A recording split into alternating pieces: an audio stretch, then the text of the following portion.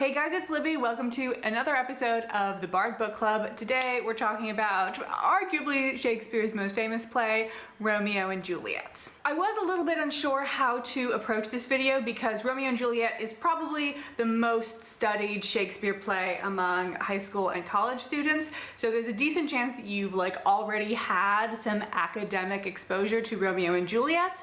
And if not, you've almost certainly seen it on stage or on film or a different type of adaptation. And of course this play is very much just sort of generally in the cultural consciousness. So I am probably going to be repeating some things that you already know. I have decided that I am going to go back and cover some of the basics about Romeo and Juliet. So we're going to talk about the sun and light and darkness and stuff. Because honestly, this is a pretty simple play, and if I don't talk about the basics, there's not actually that much to talk about. Also, shout out to any high school students who are watching this because they need help on their Romeo and Juliet papers. Do not email me and ask me to help you write your paper. I will not. I'm making this video for you. So let's start by getting a sense of Romeo and Juliet in amongst all of Shakespeare's other works.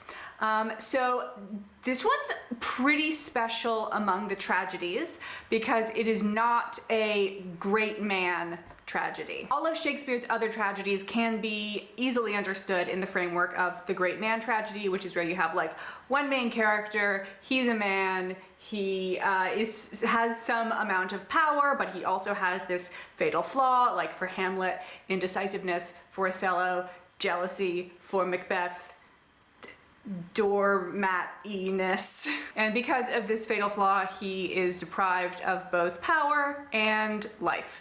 The only other exception here is maybe Antony and Cleopatra, which we are going to be talking about later in this sort of sub-series of Shakespeare's plays about love and war, which is going to be this play, Troilus and Cressida, and Antony and Cleopatra. We are going to read Julius Caesar in the middle there because reading Julius Caesar before Antony and Cleopatra helps you understand the plot. So Antony and Cleopatra, like Romeo and Juliet, does have some of the structure of a romantic tragedy, but I honestly think you can approach Antony and Cleopatra as a sort of dual great man tragedy where both Antony and Cleopatra have some fatal flaws. With Romeo and Juliet, do Romeo and Juliet have fatal flaws? I mean, they have flaws which do result in their death. But I think Romeo and Juliet is much less didactic than the great man tragedy is intended to be. In Shakespeare's other tragedies, I feel like we are supposed to learn something from the main character's flaws. So with Timon of Athens, it's that you shouldn't believe flatterers. With Titus Andronicus, it's that you shouldn't sort of endlessly pursue vengeance and violence. Although the characters of Romeo and Juliet are over hasty and kind of thoughtless with their love affair, which does result in their death, I don't know if we're supposed to take from this play, don't get carried away with your love life. If we're supposed to learn something, I think it's more the lesson that is intended for the older generation, which is don't create an atmosphere of needless hatred because it might get your kids killed. So in some ways, Romeo and Juliet is more of a comedy gone wrong than a classic Shakespearean tragedy. So we can kind of maybe put it in a category with the romances, Shakespeare's later works, where it's sort of it's sort of the opposite of those, where in a romance, we kind of have most of the play is a tragedy, and then in the final act, normally some magic happens and everything works out happily. In Romeo and Juliet, maybe not strict magic involved, but there is some potion making and such. So it seems like we have the potential for a comedy, but boy do things not go that way. Let's take a look at the language and poetry of this play because there's a lot going on with it. So we start off with a prologue from a chorus. The chorus sets up sort of some scenes in the first two acts, but then sort of fades into the background.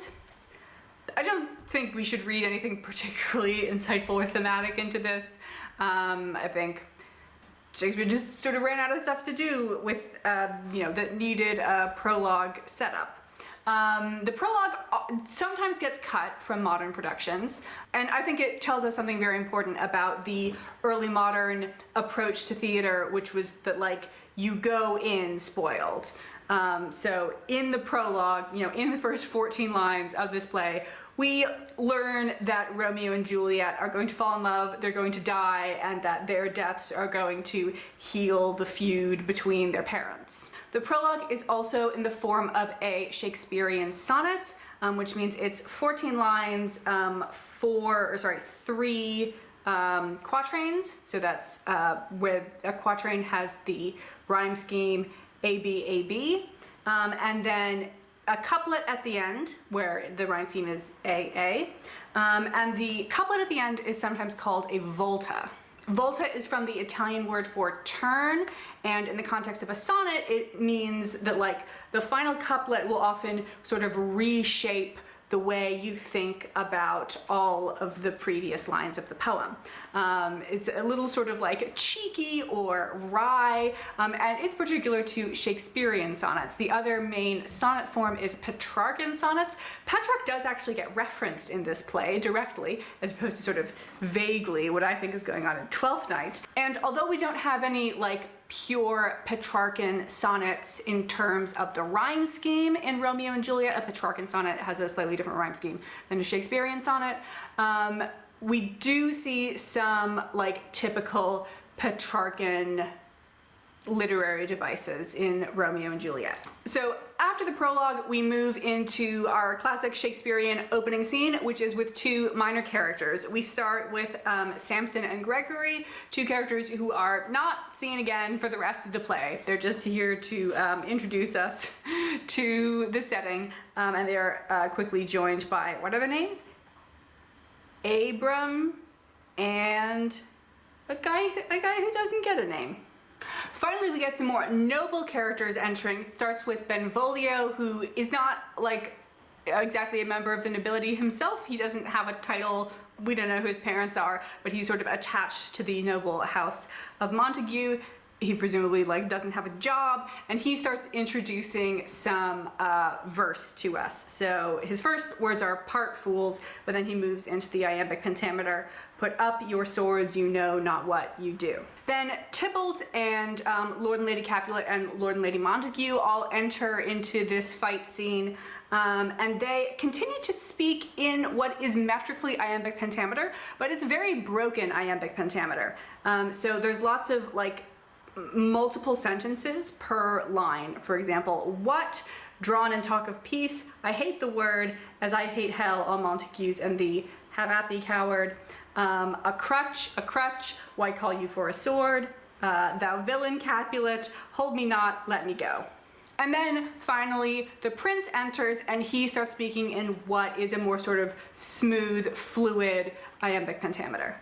And then until Romeo enters, we have the occasional instance of a rhyming line, but it's, it's not really they're not really in sets of rhyming lines, so I don't think I think it's just incidental. So you've got, "Where is Romeo? Saw you him today. Right glad I am he was not at this fray." That one rhymes, but it's not in a selection of other rhymed lines. But right before Romeo enters, and possibly as, like, the actor is walking onto stage, we start getting a lot of rhyme. Romeo, I haven't, done an official scientific study on this. Romeo may say the most rhyming lines in all of Shakespeare. So Lord Montague, right before his son enters, said, "Could we but learn from whence his sorrows grow, we would as willingly give cure as know." So, he's even talking about Romeo, which sort of inspires the rhyme. Benvolio picks up this rhyme, "See where he comes, so please you step aside, I'll know his grievance or be much denied." Montague, "I would thou wert so happy by thy stay, to hear true shrift, come madam, let's away." And then after a little sort of staccato exchange with Benvolio, Romeo just like really lays into the rhyme. He kind of breaks it when he like realizes that a fight happens. So, he says the line, alas that love whose view is muffled still should without eyes see pathways to his will, meaning talking about love being blind. Romeo says this while he is apparently blind to the fact that there's like dead bodies in the street that he is walking over. But pretty quickly, he picks the rhyme back up. Still waking sleep, that is not what it is. This love I feel that, this love feel I that feel no love in this is, and this kind of rhyme. And then I'll show you where the line breaks are on the page. Benvolio, it seems like, kind of isn't interested in participating in this silliness. So we get parts where Romeo and Benvolio are each of them is saying something to fill out a line of iambic pentameter. So Romeo starts, dost thou not laugh? Benvolio finishes, no cousin, rather I weep. Romeo continues, good heart at what? And then Benvolio could continue the rhyme here, picking a word to rhyme with weep. Instead, he goes with something else, at thy good heart's oppression. But Romeo is like, oh no, friends. I'm not done being a mope. We're going back to the rhyme, why such is love's transgression. And I know that couplets are normally used in Shakespeare to elevate speech, but I mean, you listen to the scene and tell me that you don't just desperately want Romeo to shut up. And he's using these sort of Petrarchan turns of phrase, which by Shakespeare's time would have been considered kind of archaic. So one of those Petrarchan elements is sort of like contrasting or even contrary concepts being paired, such as "O brawling love, O loving hate," misshapen chaos of well-seeming forms, feather of lead, bright smoke, cold fire, sick health, blah, blah, blah. And also extremely elaborate natural metaphors. Love is a smoke made with a fume of sighs being purged, a fire sparkling in lovers' eyes being vexed, a sea nourished with loving tears. What is it else? A madness most discreet, a choking gall, and a preserving sweet. So Romeo has clearly got it bad for his beloved Rosaline, but I think a Shakespearean audience would interpret this as kind of false. Either that or they might initially interpret this as like a bad play. But fortunately we drop the Petrarchan stuff before too long. It's mainly here to provide contrast to what goes on later in the play. We see a kind of similar language later in Act 1, Scene 3, when Lady Capulet is describing Paris to Juliet. She says, what say you, can you love the gentleman? This night you shall behold him at our feast. Read o'er the volume of young Paris' face, and find delight writ there with beauty's pen. Examine every married lineament, see how one another lends content, and what obscured in this fair volume lies, find written in the margent of his eyes. So you've got this sort of book metaphor going on, as well as she's encouraging Juliet to like notice every particular, which is a Petrarchan thing as well. So then when we get to Act 1, Scene 4, where Romeo and Juliet finally meet, as you've probably heard before, when they encounter each other, they speak a perfect Shakespearean sonnet. If I profane with my unworthiest hand this holy shrine, the gentle sin is this, my lips to blushing pilgrims ready stand to smooth that rough touch with a tender kiss. Good pilgrim, you do wrong your hand too much, which mannerly devotion shows in this, for saints have hands that pilgrims' hands do touch, and palm to palm is holy palmer's kiss. Have not saints lips and holy palmers too? I pilgrim, lips that they must use in prayer.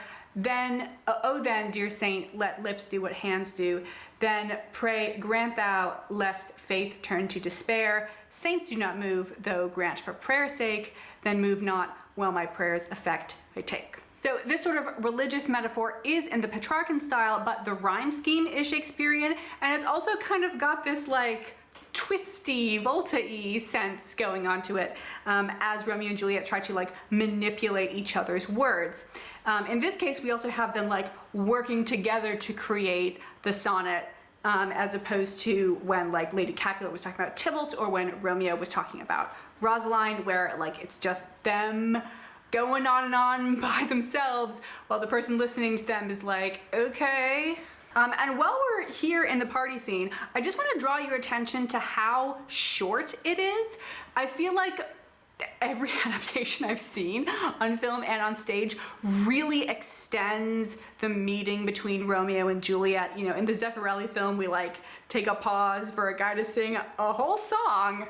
But in the play, and presumably in the original performances, it's extremely short. Romeo sees Juliet for the first time at line 160, and the scene ends at line 260. So it's only 100 lines from Romeo first seeing Juliet to the end of the scene. And like half of that is taken up with an unrelated conversation between Tybalt and Capulet, where Tybalt wants to like kick Romeo out of the party or start fighting him. So I know we talk about how like absurdly fast Romeo and Juliet fall in love with each other. In the text, it's actually even faster. And I think, you know, more productions should emphasize that instead of trying to lengthen the scene and create all of this romantic atmosphere, which is very nice, but is kind of counter to the theme. Taking a brief little visit to Act 2, Scene 3, in a speech that Mercutio gives in prose. Mercutio largely speaks in prose, although the Queen Mab speech is in blank verse. Mercutio is the one who directly refers to Petrarch. Talking of Romeo, he says, "Now is he for the numbers that Petrarch flowed in," so he's sort of acting like the poetry of Petrarch. Laura, who is Petrarch's beloved, to his lady was a kitchen wench. Mary, she had a better love to berhyme her, saying that Petrarch was a better poet than Romeo. And Mercutio continues, Dido, a dowdy, Cleopatra, a gypsy, Helen and Hero, Hildings, I'm not familiar with that word, what does that mean? Good for nothings or baggages, okay? And harlots, Thisbe, a gray eye or so, but not to the purpose. So here, I don't know if Shakespeare was like intentionally referencing other works. He hadn't written Antony and Cleopatra yet, but Christopher Marlowe, I believe at this point, had written Dido, Queen of Carthage. We get a reference to Dido here, as well as the poem Hero and Leander, which we get a reference to as well. Shakespeare had also probably written Midsummer Night's Dream by this point, which also contains the story of Pyramus and Thisbe. And Helen's also mentioned in here. Helena's character in Troilus and Cressida, which Shakespeare hadn't written yet, but it's interesting that we get reference to all three of the plays that I'm going to talk about in this scene. Thank you, Mercutio. We think alike. Don't know if that's a good thing. Okay, I am honestly just gonna skip straight over the balcony scene because I feel like everything that could possibly be said about it has already been said. And you guys have honestly probably already memorized a significant portion of it. And I do want to talk a little bit about the language of the nurse and Friar Lawrence, our other two significant characters. So I'm looking at Act 2, Scene 4 right now. The nurse, so her lines are like printed in verse, so they've got line breaks as though this was supposed to be verse, but I mean, if this is iambic pentameter, it's extremely bad iambic pentameter. I'll try to make it work, but one of her lines is, Lord, how my head aches what a head have I, it beats as it would fall in 20 pieces. My back t'other side, my back, beshrew your heart for sending me about. We got a good line in there. To catch my death with John sing up and down. Okay, so it takes her a while, but she does eventually settle into some iambic pentameter. So the nurse's speech is a lot more kind of sloppy. She's kind of a more sloppy person. The friar, like Romeo, is also very poetic. We first see him in Act 1, Scene 2, where he has a quite long speech about like plants, and it's in couplets, but it's all in couplets, so we don't get any of that sort of interesting variation or a volta. So I won't read the whole thing, but some of what he says is, Now ere the sun advance his burning eye, the day to cheer and night's dank dew to dry, I must upfill this osier cage of ours with baleful weeds and precious juiced flowers. The earth that nature's mother is her tomb. What is her burying grave? That is her womb. So to me, this reads a lot more as like poetry, kind of for the sake of being poetry, not to express an excess of emotion, which is how Romeo uses it.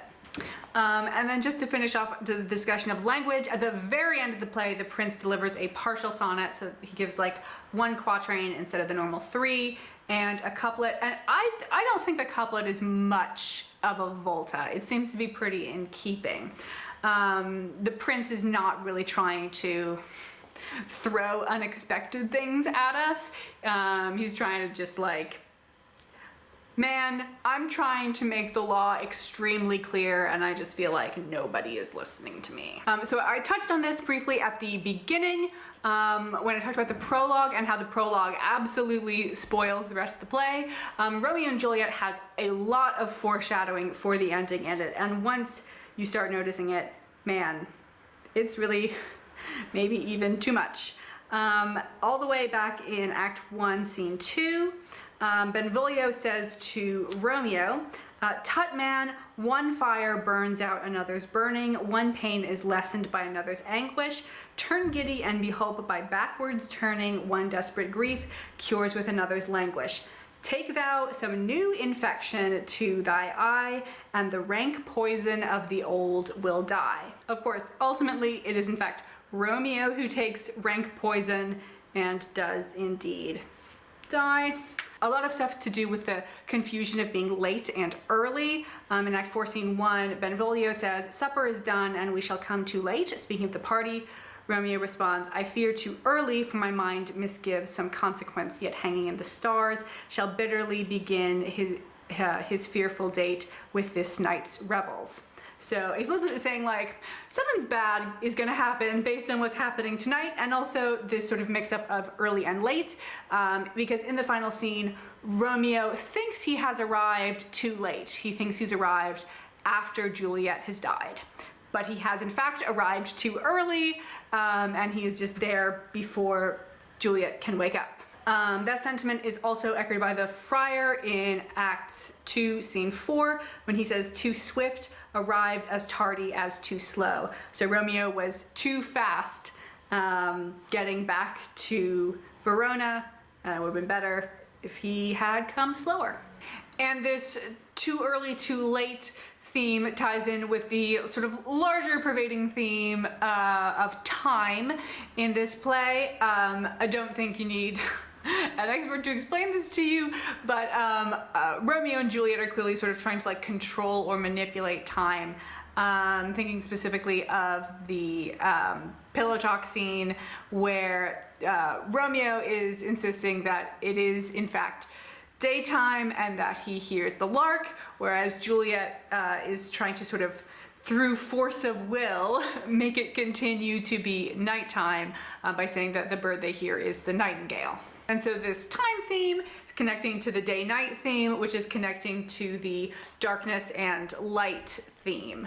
I don't think there's a really strong thesis to be drawn out of any of these themes, but you know, Romeo and Juliet are sort of these sweet, innocent rays of sunshine. You know, it is the east and Juliet is the sun, emerging out of this like black cavernous realm of hatred created by the strife between their families. So that's it for Romeo and Juliet. Next time on the Bard Book Club, we will be talking about a much less commonly performed play, Troilus and Cressida. I expect a lot of you will be new to it, so I hope you enjoy it, although I think there is a decent possibility that you will not. Troilus and Cressida in this sort of trilogy that we're doing is the only one that is not a tragedy, although it is still pretty sad, and possibly even sadder than either Romeo and Juliet or Antony and Cleopatra. So yeah, I will see you in a couple of weeks to discuss Troilus and Cressida.